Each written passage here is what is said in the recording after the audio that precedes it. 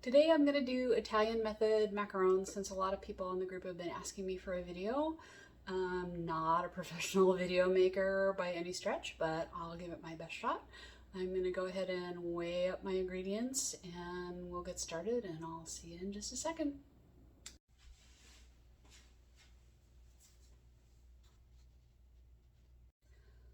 Alright, so I have all my ingredients weighed out. I have 110 grams of almond flour. I have 90 grams of powdered sugar. I have my egg whites divided since this is Italian method. In my KitchenAid bowl, I have 40 grams of whites. In this bowl, I have 45 grams of whites. This is going to be for the paste, and I do add a little bit of extra white to my paste. I find it makes it a little bit smoother, and I like that. Most people just divide their whites equally. I do not. So this is how I do it. I'm going to add a little bit of cream of tartar, and here I have 120 grams of castor or superfine sugar.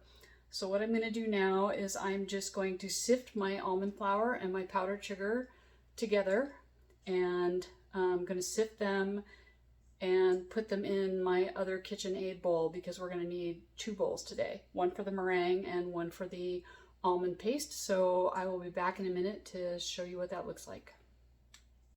Okay, for the sake of simplicity, I'm going to try to do this in stages. What I have here are my mixed ingredients. This is my almond flour and my powdered sugar. And what I neglected to mention earlier was that there's also a pinch of salt in here. I do that because it helps cut the sweet a little bit, and it's also a flavor enhancer. So that's why that's in there. It's optional. You don't have to do it. This is my 45 grams of egg whites. And what I'm going to do now is I'm going to make the paste. So I'm going to take my almond flour and powdered sugar. I made like a little well in the center there, and I'm going to put my egg whites in it. I use the KitchenAid for this because it's just about simplicity. It makes it a lot easier. So then I put it on the mixer, and we're just going to mix it up and turn it into a paste. You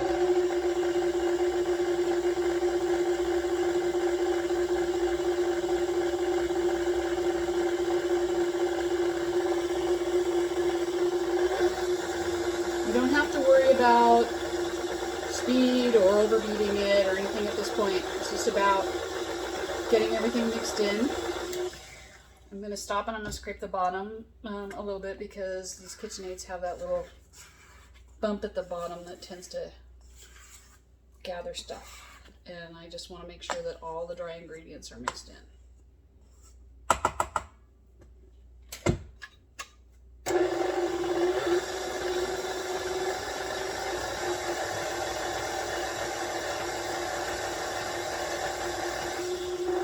So that's it. That's all there is to the paste. You see we have a really thick paste. Hopefully you can see that. And what I'm going to do is I'm just going to leave this as it is. I'm going to take this beater off.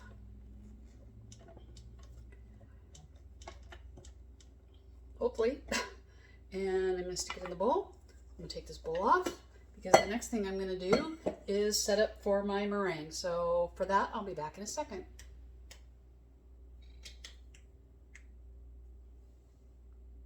Okay, so what I have here are the ingredients for the meringue portion of the Italian method.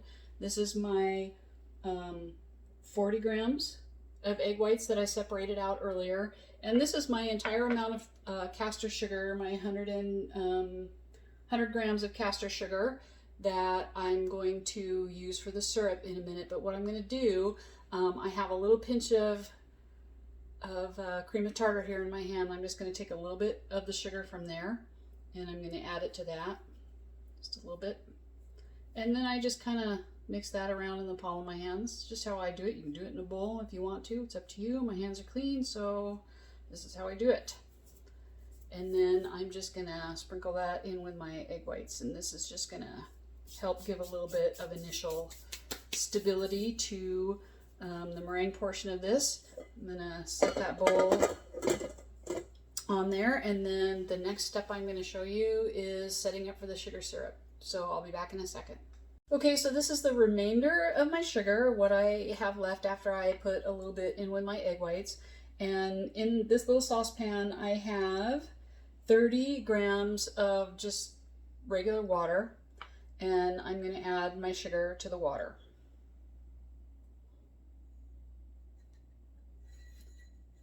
I'm just going to take a second and I'm just going to make sure that all the sugar is hydrated.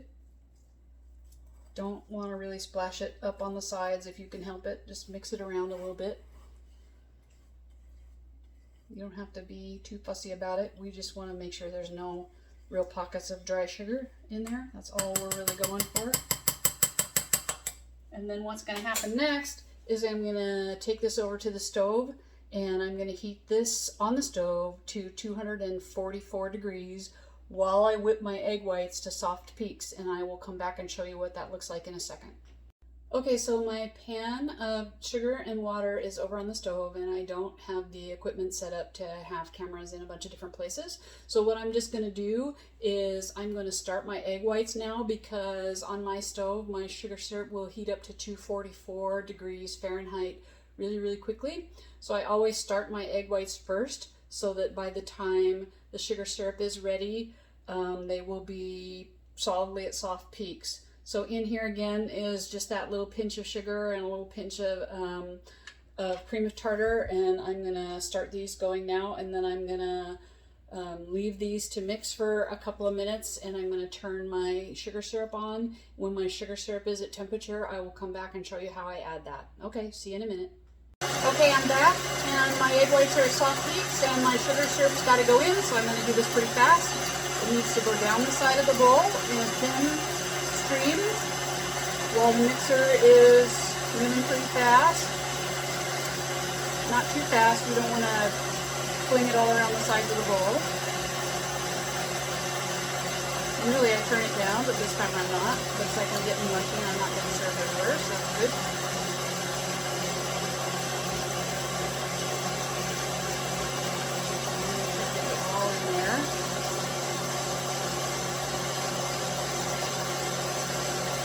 Alright.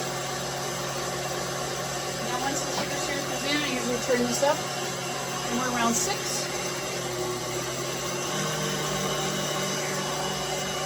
And we're going to let it go for a few minutes until it reaches the right consistency, and when it's there I will come back and show you that, so that you don't have to listen to the mixer this entire time. Okay, so I'll see you in a minute.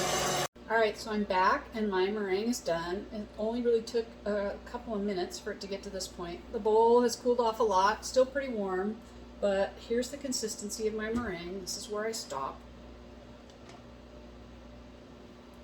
It has a peak. It's still pretty stiff, but the peak will bend if you pull it up. It will bend, but it won't completely flop over onto itself. The meringue has a pretty stiff consistency still. Bendy peaks. This is where I like to leave it personally. Other people might do it differently. They might leave it softer. They might go stiffer. This is where I like to leave it. And now what I'm going to do is I'm going to move on to the next part of the process, which is adding the meringue to the paste. So I'm going to take this off. I'm going to bring back my bowl that has the paste and my paddle attachment, and I'm going to put my paddle beater, scrape some of this off so that it doesn't drip all over the place, my paddle beater back on.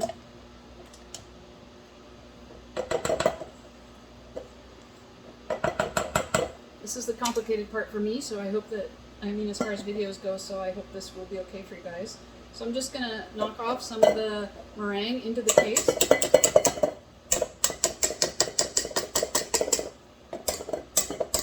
Knock off whatever's on the beater.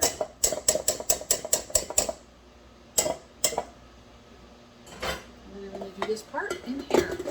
I'm just going to temper the paste now with a little bit of the meringue. So I'm going to mix for a minute. You don't have to be scared of this. I stop several times, I scrape off the paste. We're just tempering right now. This is to loosen the paste. I know a lot of people do this just by hand, and I'm not sure why, because I don't particularly want to break my arm when I got a mixer right here.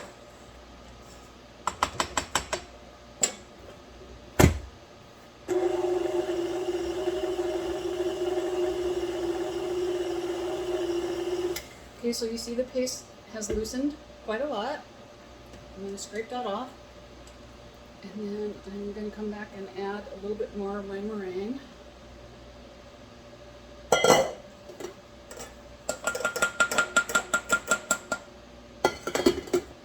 And I'll just mix a little bit. Not too much, because I don't want to overdo it before I even get to my color, which I'm going to add here in a minute.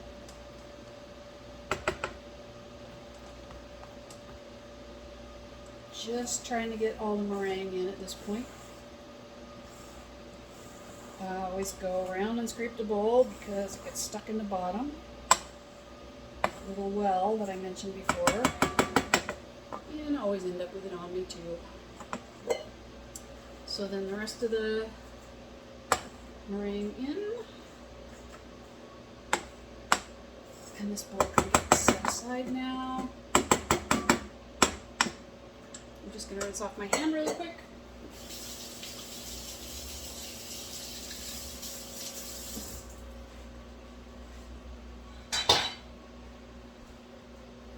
Alright, I'm going to add at this point a couple of drops of color, and I am just using Pro Gel Pink. I just thought I'd make like a little light pink one today or something. Just going to add a little bit of that. It's pretty potent.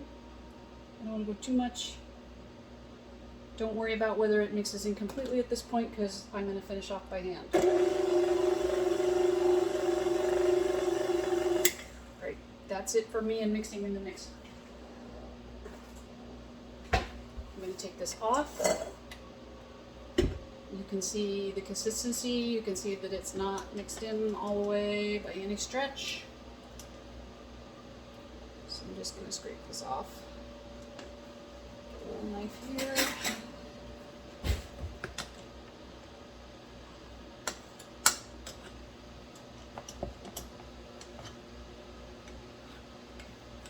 You can probably hear my ovens preheating in the background.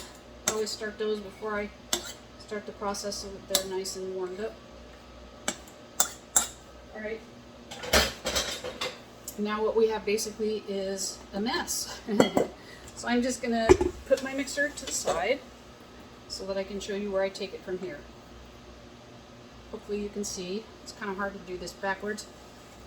I'm just going to start the macaronage process. I'm going to make sure I'm getting everything from the bottom. And when I do this, I don't press the batter. I don't cut really through. I just fold. Because you can macaronage to the correct consistency entirely without ever pressing the batter.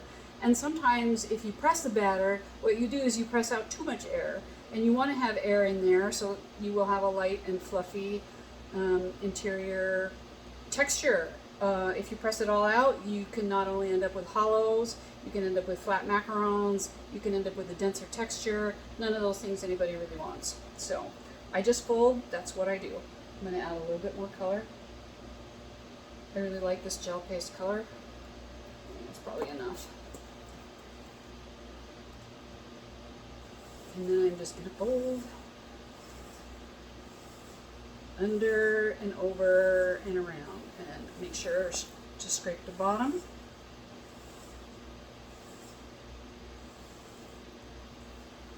Because it does tend to accumulate around that little well. So I'm just going to leave this here in real time so you can see, get a good idea how long it actually takes and what the consistency looks like. Just going to keep going until I think it's close.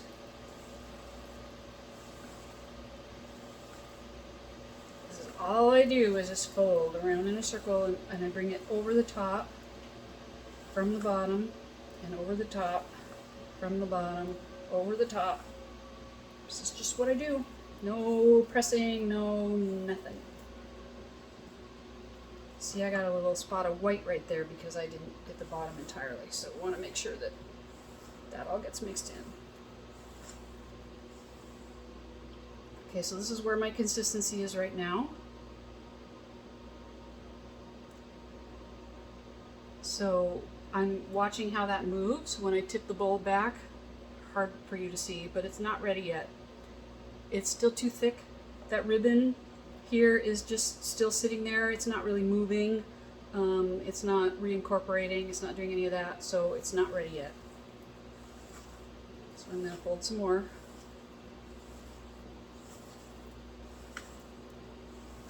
And you know, this is always a judgment call. It's not about time. It's about your process and how fast you're doing this, how strong you are at macaronage. So if you're going to ask me, how long does it take, how many minutes, I can't answer that question. All right, so I'm checking again.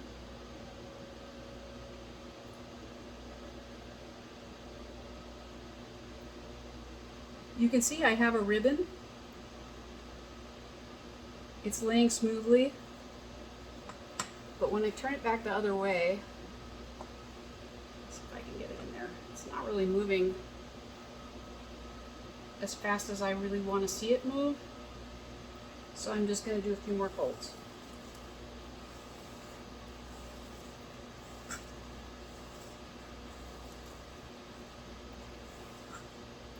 It's starting to move a little bit faster now.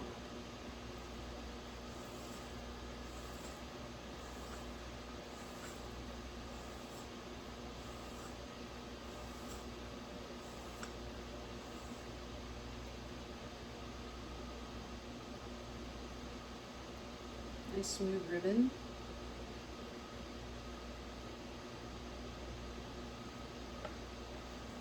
I know this is hard for you to see, I'm sorry. Doing my best here. It's moving pretty quickly. I think this is pretty close. You can see the batter is pretty smooth. It's got a shine to it. I don't want to go too far here, and I don't want it to be too under. I'll have to bang my trays a lot, and then that'll piss me off. Alright, so just let me check this.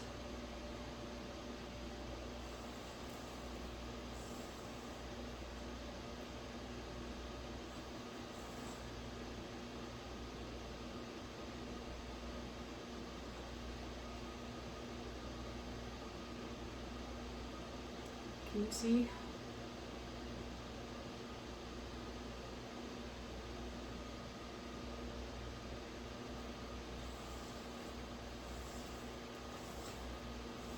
You still want it to be thick. You don't want it to get thin on you, because then you'll have flat macarons and maybe you'll have hollows, and neither of those things are good. Unless you like flat hollow macarons, of course. Alright, I think this is ready.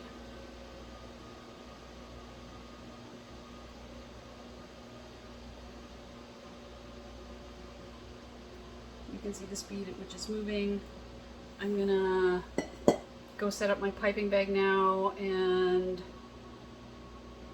by the time I come back from setting up my piping bag, my guess is that this will have reincorporated. It's gonna take a minute or two. It shouldn't reincorporate in like 10 seconds like people say, because that's overmixed. So I like the way this looks now, and I'm gonna leave it there and go set up my piping bag. Okay, see ya.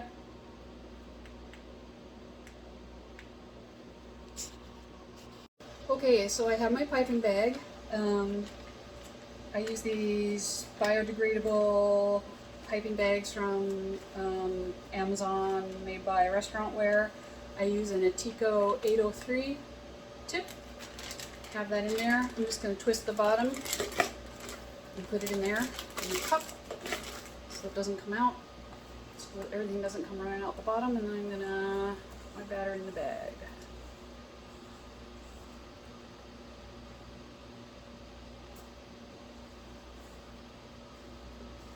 Boy, I really give props to the people who do these videos like professionally and YouTube for a living, because it's really hard to get angles that everybody can see really well.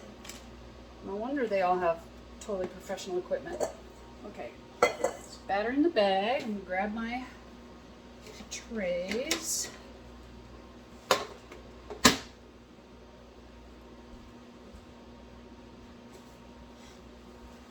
Alright. Now at the point of piping, I always stick on a rubber glove because it helps me have a better grip on the bag. So this is going to come out of the cup, and I just shake it down a little bit, and then I lay it on the counter, and I use my little scraper, push it in. Now I do have a piping method that I call batter packing, which I use sometimes to just ensure that I have my batter in there well and that I'm not going to end up with any hollows. And I will show you that briefly, and then for the sake of time I'm just going to go back to just my regular piping method, just not to confuse everybody. So I always count when I pipe. I usually end up piping just somewhere in between the first circle and the second circle, so that they end up spreading to the outer circle, and that usually gets me a macaron that's about 1 5/8 inches in diameter. So that's what I'm going to do. This is how I batter pack. It's very similar to how I make a swirled macaron when I'm doing multiple colors. It helps me with making sure there's no big bubbles left in there. It helps me with making sure the batter's in there densely, and if I do that, I never ever have a risk of a hollow, ever. So what I do is I start in the center, and I pipe a little bit, and then I just kind of do a little bit of a swirl just in place, and then off. So that's how I do that, and now I'm just going to go back to the regular piping method, which is straight up and down, 90-degree angle, pipe, pipe, pipe until you're at your spot, and then release pressure and swirl off. Pipe, pipe, pipe, release pressure, swirl off.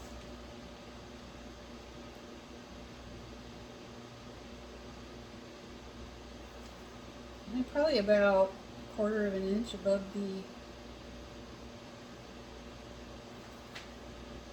the tray. What you can't see is that my cat is down below and trying to use me as a scratch post right now. So for me, this is generally 1, 2, 3, stop. 1, 2, 3, stop. But that depends on the pressure that you're putting on the bag, so you have to do consistent pressure along with the count.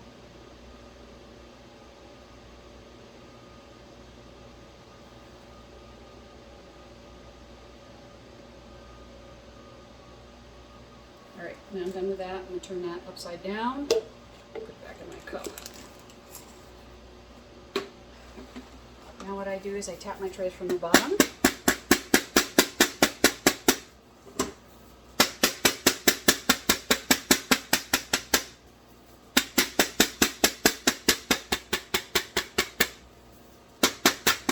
Yes, it's noisy.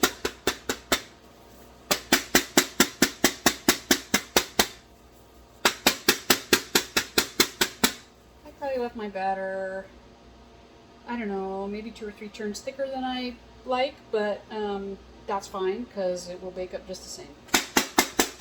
Just takes a little more banging.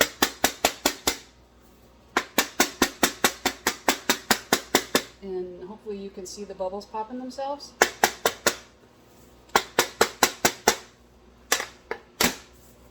So now I'm just going to take my scribe and I'm going to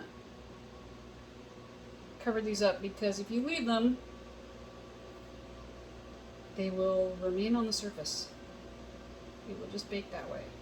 If you see any large bubbles like that one, you can pop it.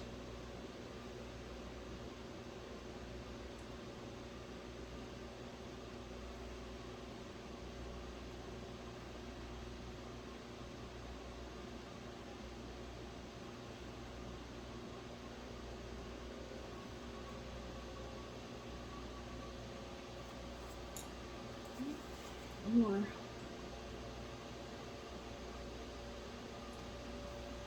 Alright, that's it. Smooth tray, smooth shells. What I'm going to do is I'm going to turn the camera off. I'm going to pipe the next tray, and then I'm going to bake them. I'm not going to rest them. I'm going to pipe this other tray and do the same thing you just saw with this tray, and then they're going to go in the oven. I bake in I have two Ninja Foodi 10-in-1, I guess they're called air fryer ovens, but I use the bake setting, the 2-rack setting. I bake 2 trays at a time.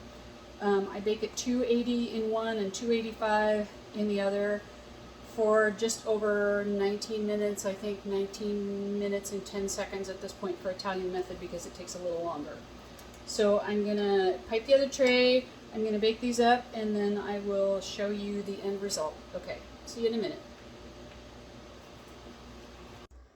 Okay, so my shells are all done baking, and I realized that I made a mistake in my time. It's 18 minutes and 10 seconds, not 19 minutes and 10 seconds, but if you're using the same oven as I am, or if you're using a big oven, you are going to have to adjust your bake time to what works for you. That's just what works for me in my ovens. So here are my shells. They came out really nice. They have a nice gloss. Yes, my shells have small feet. I have designed my recipe that way because I want full shells. If you listen to them,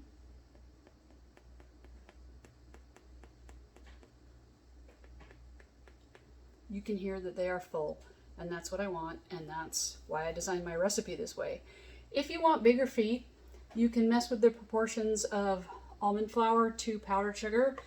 More powdered sugar usually results in taller feet. You may end up with problems with hollow shells. I don't know.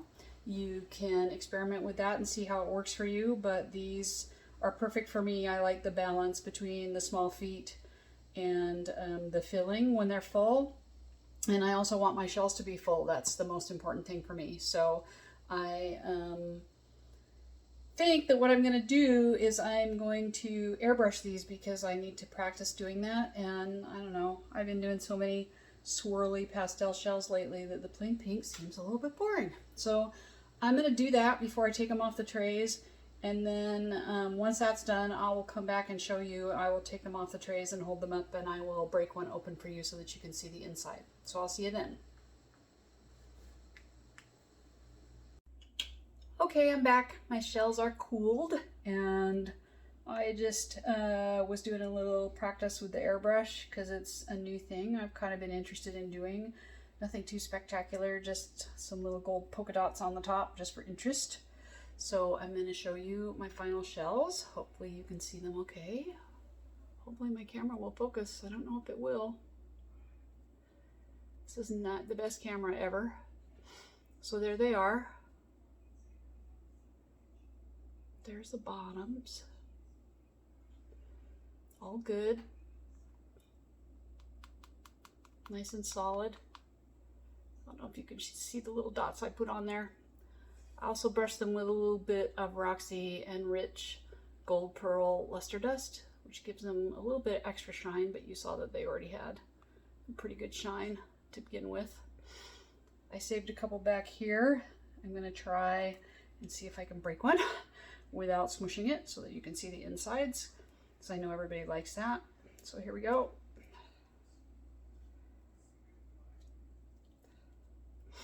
There you go. Nice full shell. Hopefully you can see that. I'll break the other one for you too.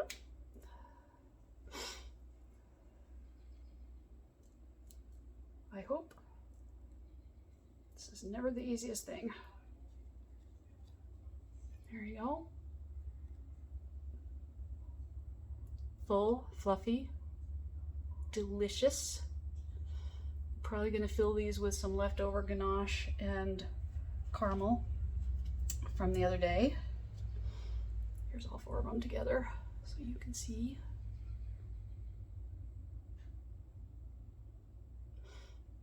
I have also been enjoying one of my airbrush ones that I made the other day that I filled. This is birthday cake flavor. This is one of my little ones that I did patterns on the other day. So you can see the inside of them once they're matured and yummy. So that's it for my Italian method. I hope that it helps you, and if you have any questions, my Facebook group is Macaron Madness. Love to have you join. Would love to have you subscribe to the channel if you feel like it and if you think this was helpful, and I guess I'll see you in the next video. Bye!